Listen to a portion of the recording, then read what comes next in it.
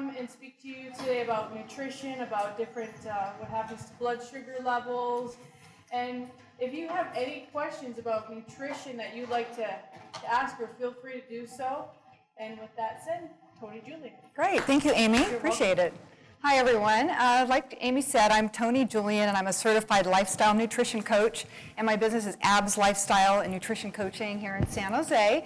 And I'm here because I really just wanted to share with you some of the experiences that I've learned and give you all a basis for moving forward in your lives, because the food that you eat, your nutrition and your lifestyle, it accounts for over 90% of how you look and how you feel. So as you move through college and you develop careers and families, I just wanted to be able to contribute to the tools that you all have so you could live really long, healthy, good quality lives. I wrote a book, it's called Bite Me, Change Your Life One Bite at a Time.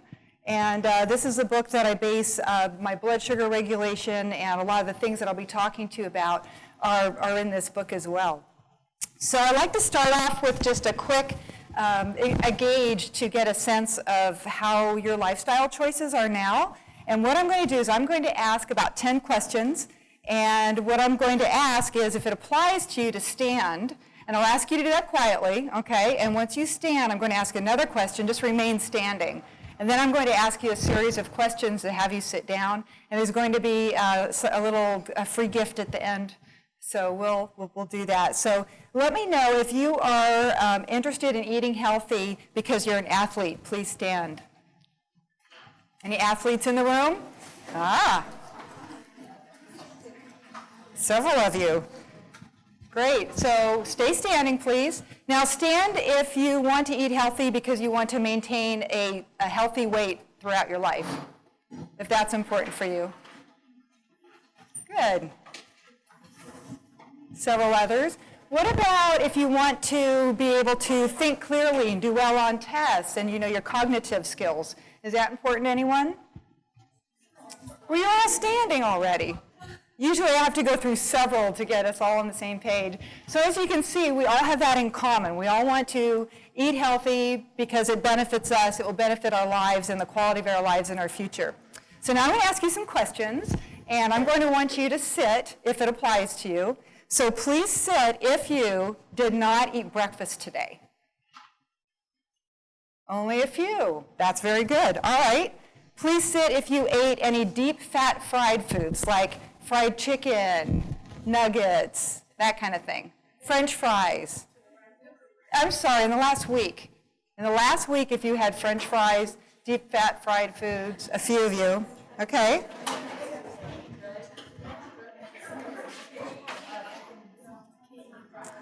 What if you ate any low-quality foods, like at a fast food restaurant, like Taco Bell, Burger King, McDonald's? Only a couple, a few. All right. Next question. Did you eat any empty calorie foods, such as cookies, cakes, muffins? Oh. We always get the girls on the cookies. That's the biggest thing. So we have 2 people left. All right. What about any high-fat, high-sugar foods like ice cream? No? McFlurries? Frappuccinos with whipped cream? No? Good. What about high-saturated fat foods like bacon, sausage, pizza? Oh, we got someone. All right. So what this tells me, stay standing, please. What this tells me is that you have pretty good lifestyle habits and good eating habits, and so you're going to be rewarded with my hardcover copy of my book, and I appreciate it. That's great. Everyone give her a round of applause. Nice job.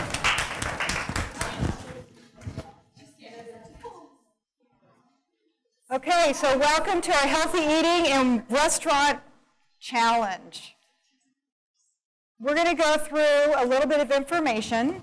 And then we're going to go into the second phase, which we're actually going to do a challenge and order from a menu and look at the nutritional value and see how you can apply the skills that we're going to be learning today. So there are 3 main things to remember, the 3 F's when it comes to a healthy lifestyle, and that is, the first one is food quality. So food quality is, are you going to eat an apple or French fries? Better quality would be the apple, of course.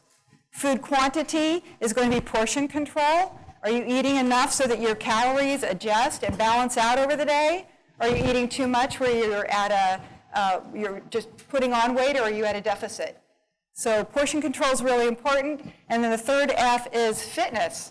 Do you have an active lifestyle? Are you working out? Are you engaged in after-school sports and activities? The combination of those three are very important.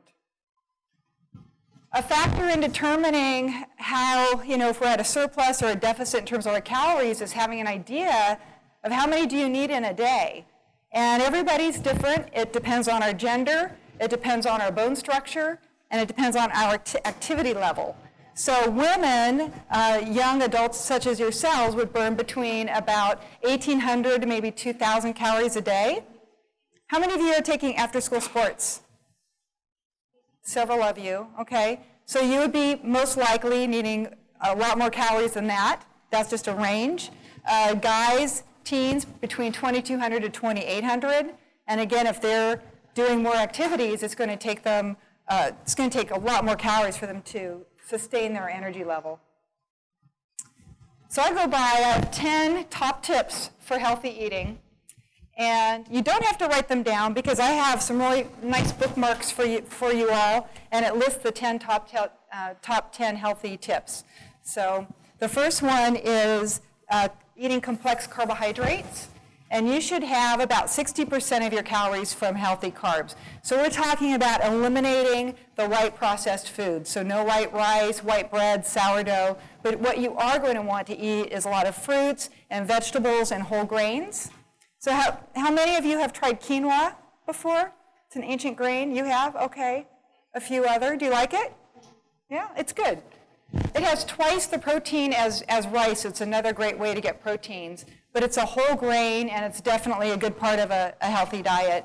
Lean proteins, you want to get about 20% of your calories from lean proteins, and those could be chicken breast or pork tenderloin or egg whites.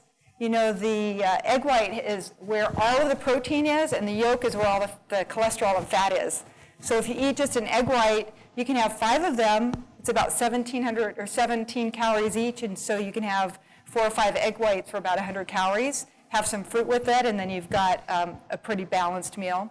Healthy fats, about 20% of them from your foods, and healthy fats are your unsaturated fats. Right, your saturated fats are the fats that are solid at room temperature, right? So, bacon and butter and sausage, those cholesterol artery clogging fats. The fats that are good for you are in raw almonds and raw walnuts and flaxseed. Do any of you use flaxseed?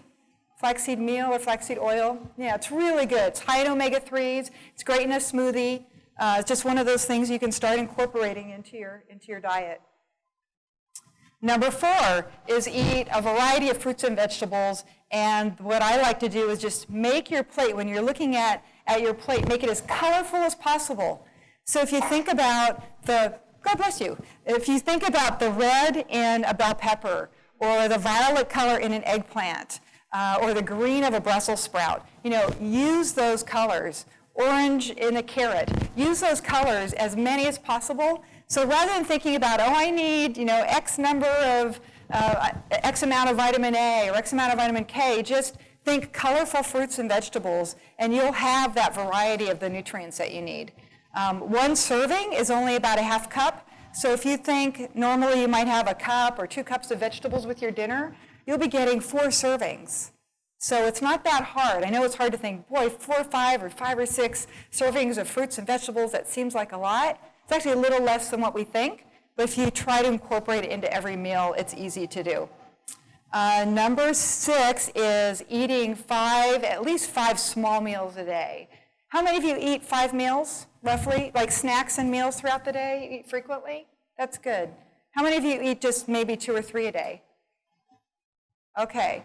So if you can, work on trying to eat smaller meals that are spread throughout the day, more like snacking. I consider meals and snacks the same.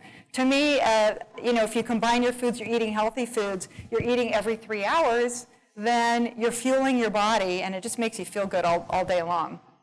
The second is combining each meal so you have the right balance of protein, carbs, and healthy fats. So for example, a protein would be maybe a Greek yogurt. Any of you eat Greek yogurts? Good. Like the non-fat ones, those are 20 grams of protein. They're really high.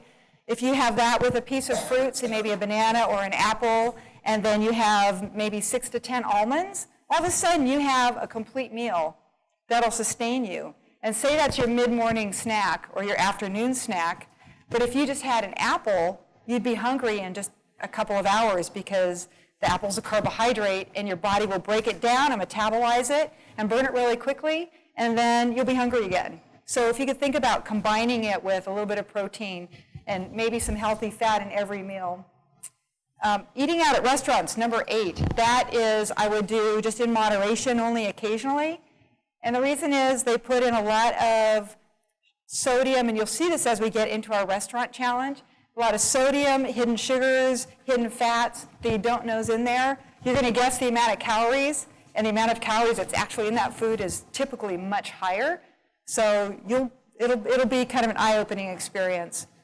And then numbers 9 and 10, avoiding fried foods, just high saturated fats, processed foods. Anything with a label on it is going to be processed. And the more processed it is, someone just had, what did they have, a breakfast cereal? It was like Fruity Pebbles or something like that. It was just so processed and so full of sugar, and there's nothing, and they add vitamins in it, but there's really nothing redeeming about it.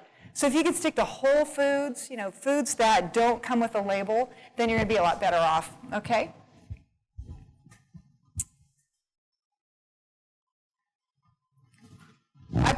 My next slide is what would Jesus eat? And the reason is if you go back to before we had convenience foods, back before the 1950s, back where we had more of an agrarian culture, then we didn't have access to all these processed foods and all these convenience foods that are low quality. If you go back to a normal diet, a healthy diet, one that preceded us, not our parents, but maybe our grandparents, then that's a much healthier whole diet. And I think our culture over the last 50 years has really moved away from that. I think we've lost sight of what's healthy, and there are a lot of food companies who will market foods positioning it as healthy when it's really not, because they want to sell the product. So we think of maybe oatmeal at Jamba Juice or Starbucks is healthy. Well, a lot of those have more sugar in it than a Snickers bar, and we would never know that.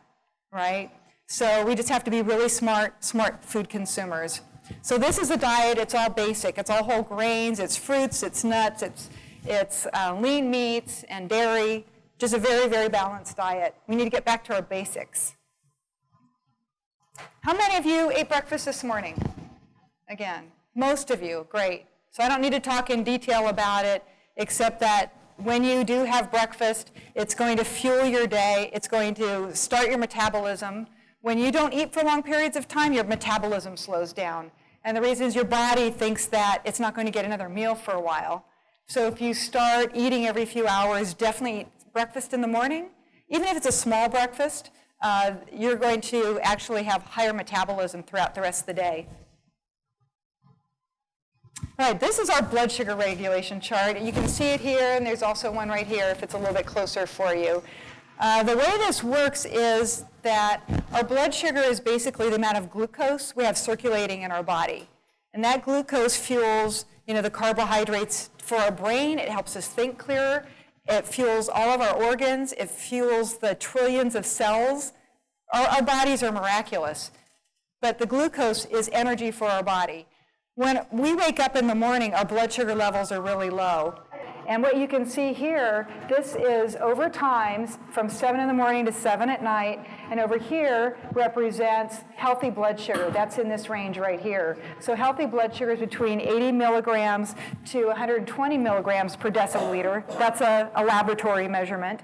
And so if your blood sugar is low, what happens is your body's going to start going after some of your fat stores, but it will go after your muscle too, because it's just trying to get energy as quickly as it can. So it starts breaking down glycogen in your muscles into glucose. Okay, we don't want that. We want our muscles to remain. So that's why it's important to eat frequently smaller meals. If our blood sugar is too high, what happens is that goes into fat storage. So we don't want to be in that zone either. Fat storage happens when you eat something that's overly processed. Say you had, just an example, say you had a Frappuccino with whipped cream and it was 500 calories and you really didn't need all those calories all at once, and it's very processed and it's very high sugar. What's going to happen is that you start metabolizing that and your body sets off alerts and your hormone insulin kicks in and it grabs those sugar cells and it drives them into fat storage. And the reason is that sugar damages your body and it's not supposed to be circulating, and it sets us up for diseases like diabetes and things. So if you shock your body, you keep having too much sugar, your insulin eventually is you're going to have troubles with it. So here's an example where if you do eat normally, if you look at this wavy pattern right here, what happens is if you eat breakfast, maybe you have, say, 300 calories, you've got maybe a yogurt and a piece of fruit and some nuts.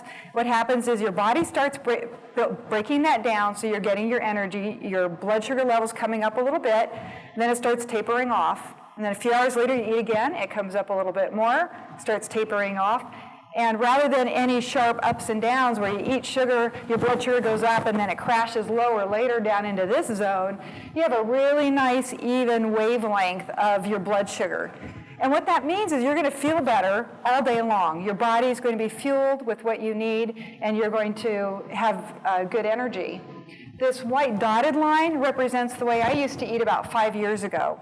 And I would start out in the morning without breakfast. I'd have some coffee, and I'd go to work, and by about noontime, at that peak, I would do what most women think we're supposed to do, which is not eat very much.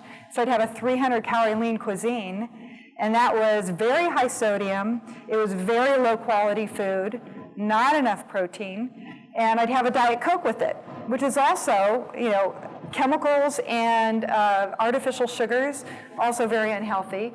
And then I'd get home and my blood sugar, you could see where it was. There's no way I could maintain muscle every day if I kept these bad habits. So by dinner time, I'd eat a normal dinner, and then after that, I'd be getting cravings. So I want something salty, or I want something sweet, or I want something crunchy. And by the end of the night, I would just keep eating chocolate chips or whatever was around, and I was storing fat. So you can see here, I was rarely in this green zone. I was either in burning my muscle or storing fat. Not a great place to be. About 5 years ago, I really wanted to change my lifestyle, so I changed my careers to be able to help people, because these eating patterns set me up to have early stage cervical cancer when I was 48. And I survived and I was fine, but I also had a really good friend of mine. Her name was Barb, and we were friends since we were 11. So we went through junior high together and high school, and I used to play with her, braid her hair at school, just like some of you girls do, and had this best friend of mine, and she ended up with pancreatic cancer, and she passed away. So this is just so important. If you could take care of yourselves now and really watch your blood sugar, really watch the quality of food, watch your fitness level, then you're going to be as strong as you can be. You can stave off disease, or if you do get sick down the road in your 40s, your 50s, your 60s, you'll be able to be stronger to be able to fight it. And then you can also influence change around with people that you know, with your friends, with your family. You have much more power than you think and influence with people. Here's a daily menu. This just gives you an example of a typical day. This is the way that I eat. I have 5 meals, or sometimes 6, at about 300 calories. I can eat about 1,800 to 2,000 calories a day pretty easily, but it's broken down into breakfast, then snack, then lunch, then snack, then dinner. Okay, and you can see each menu, each meal here is the right combination of proteins and carbohydrates and healthy fats. These are just ideas for you. There are all kinds of ways you can do this. I know you probably have your personal preferences with foods, but you can see how they're all combined. We talked a little bit about preventable diseases. Some of them that are preventable are high blood pressure, stroke, Diabetes type 2 is very preventable. That's just from abusing our systems with too much sugar. But the healthier you can be, the more you can avoid the disease. All right, so these are 2 replicas, and this one is a replica of 1 pound of muscle, all right? And this is a replica of 1 pound of fat. Isn't that lovely? So what do you notice between the 2 of them? What's the difference? Yes, the muscle's a lot smaller. Fat's about 3 times the size of muscle, pound for pound. So our goal is to build muscle through fitness training and also through our nutrition, getting the right protein and carbohydrates. But this pound of muscle, it burns between 25 to 50 calories a day on our body. So this helps determine your metabolism. That's why it's so important to do resistance exercises, okay? This pound of fat only burns about 2 calories a day. So it's a really important organ. We need at least 20 pounds on our bodies to function. It helps cushion our organs. It really helps us, with fat storage. And then the muscle, what happens is once you start working out, exercising, whether you're walking or hiking, you're moving your muscle. So this is a functional organ, okay? That's why it's burning calories. But you move this and you burn this, okay? So our body composition is really important. We want more muscle and less fat. But a nice healthy balance, I think that's important.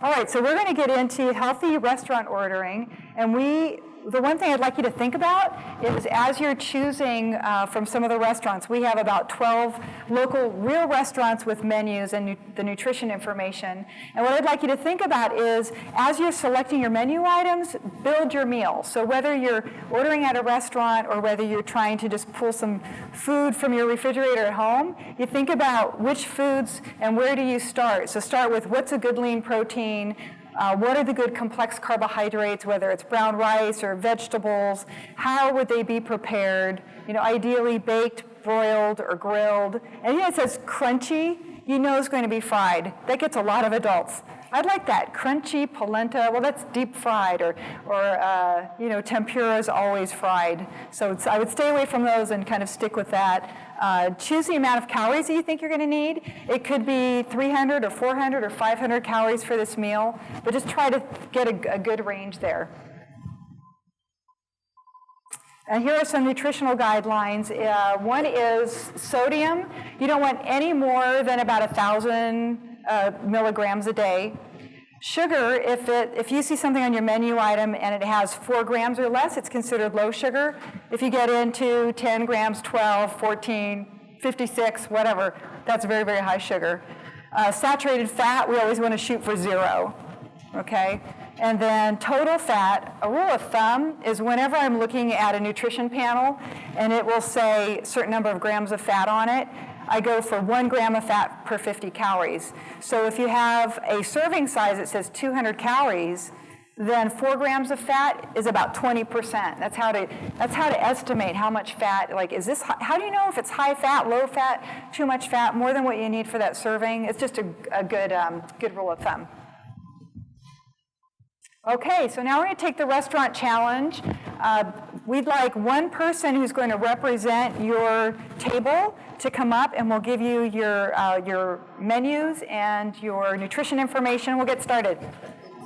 Okay, everybody ready?